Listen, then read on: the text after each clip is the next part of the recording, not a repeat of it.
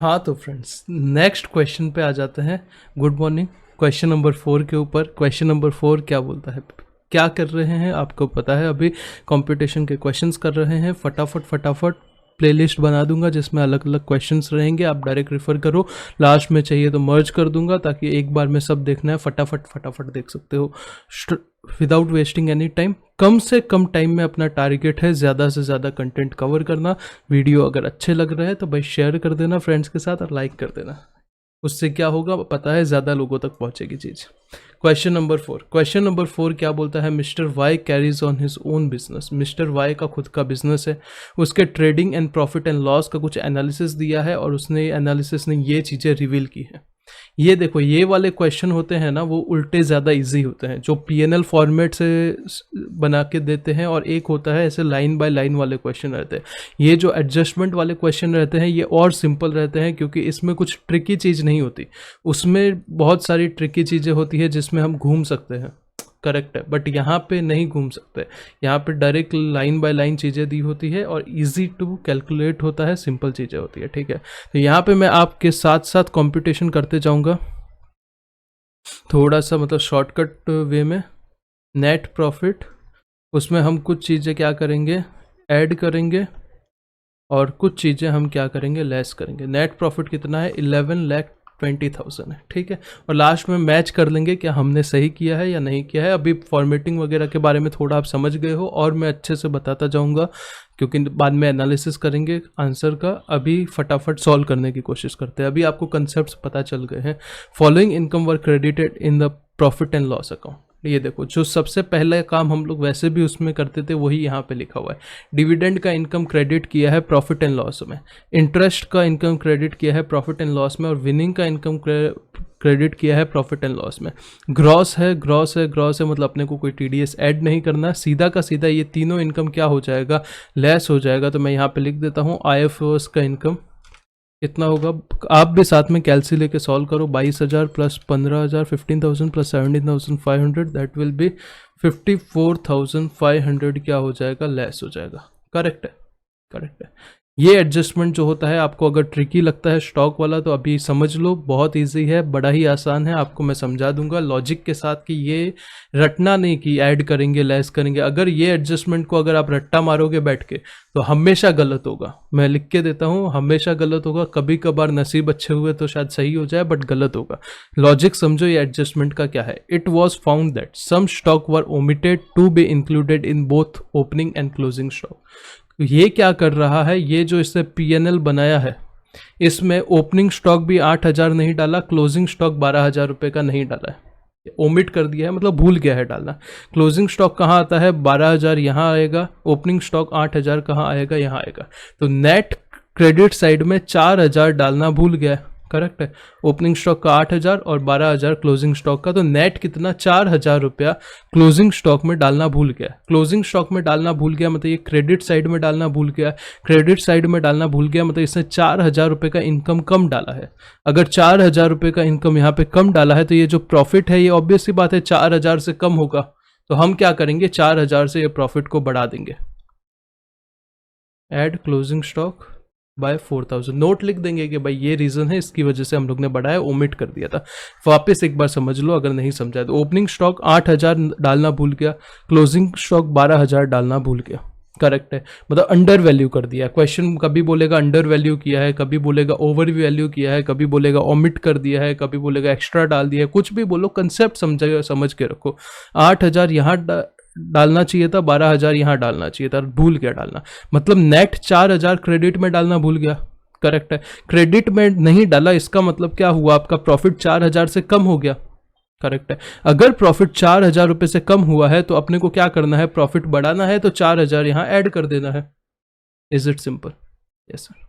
फिर बात करते हैं, 1,00,000 रुपए इसने डेबिट किया है। कहाँ डेबिट किया है, प्रॉफिट एंड लॉस अकाउंट में डेबिट किया है। Being contribution to university approved and notified under section 35। 35 में भाई कंट्रीब्यूशन अलाउड होता है 1 लाख रुपये। पहले 125 150% का डिडक्शंस मिलते थे, अभी सीधा 100% पिछले अटेम्प्ट से कर दिया है May 21 से, तो अभी टेंशन की ज़रूरत ही नहीं, अपने लिए बहुत आसान काम कर दिया है।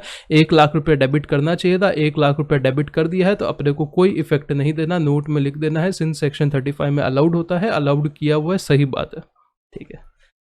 Salary includes 20,000 paid to his brother, अपने भाई को 20,000 रुपये का सैलरी पे किया है, जिसमें अनरीजनेबल कितना है 2,500 रुपये अनरीजनेबल है, मतलब प्रॉफिट एंड लॉस अकाउंट में 2,500 ज़्यादा डाला है, ऐड कर देंगे। सेक्शन कौन सा है सर? सेक्शन है 40A2। कौन सा सेक्शन है? 40A2 में अगर आप अपने रिलेटिव को अनरीजनेबल या एक्सेस अमाउंट जो कि बिजनेस की नीड से ज़्यादा है, मैंने रटाया था याद करो, बिजनेस की नीड से अगर अनरीजनेबल पेमेंट ज़्यादा करते हो तो वो क्या हो जाएगा? एड बैक हो जाएगा, सिंपल है। एडवर्टीजमेंट किया है, एडवर्टीजमेंट का खर्चा किया है, जिसमें 15 गिफ्ट पैकेट दिए हैं ड्राई फ्रूट के, जिसका एक का वैल्यू 1,000 रुपया है पर पैकेट। प्रेजेंट किया है किसको? इंपॉर्टेंट कस्टमर को। बिजनेस का खर्चा है, एडवर्टीजमेंट का खर्चा अलाउड होता है सेक्शन 37 के हिसाब से, तो कोई दिक्कत की बात ही नहीं है भाई, सही काम किया है तुमने। क्वेश्चन नंबर 7, पॉइंट नंबर 7, तो 6 में कुछ नहीं करना। Total expenses on car was 78,000 rupees car में खर्चा किया है।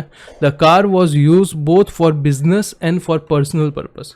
78,000 में से बिजनेस का खर्चा भी है, पर्सनल खर्चा भी है। 3/4 बिजनेस के लिए है, तो 1/4 किसके लिए होगा?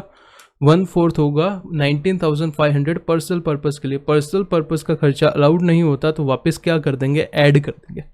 19,500 क्या कर देंगे? कार के रिलेटेड खर्चा हम ऐड कर देंगे, समझ गया? Miscellaneous expense include 30,000 paid to A&D Company, a goods transport operator, in cash 31 Jan 2021 for distribution of company's product। भाई ट्रांसपोर्टर को कैश में पेमेंट कैसे? 10,000 से ज़्यादा है, डिसअलाउड करो, डिसअलाउड करो, डिसअलाउड करो, ऐड बैक करो। भाई ट्रांसपोर्टर के लिए लिमिट 40A3 में 35,000 थी, तो यहाँ पे ये वैलिड है, जेन्यून है, कुछ नहीं करना, ऐड।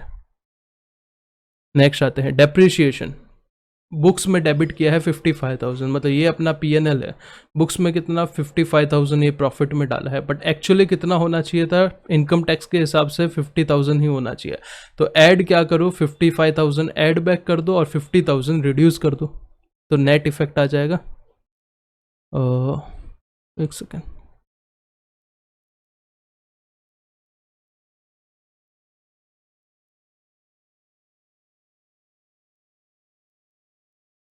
तो क्या करना है यहाँ पे? ऐड करना है 55,000 बुक्स ऑफ अकाउंट्स के हिसाब से और लेस करना है 50,000, सिंपल है। और नोट डाल देंगे। ड्राइंग की बात करें तो 10,000 रुपये ड्राइंग P&L के डेबिट में आना चाहिए, नहीं आना चाहिए। 10,000 रुपये P&L के डेबिट में नहीं आएगा, ऐड कर देंगे।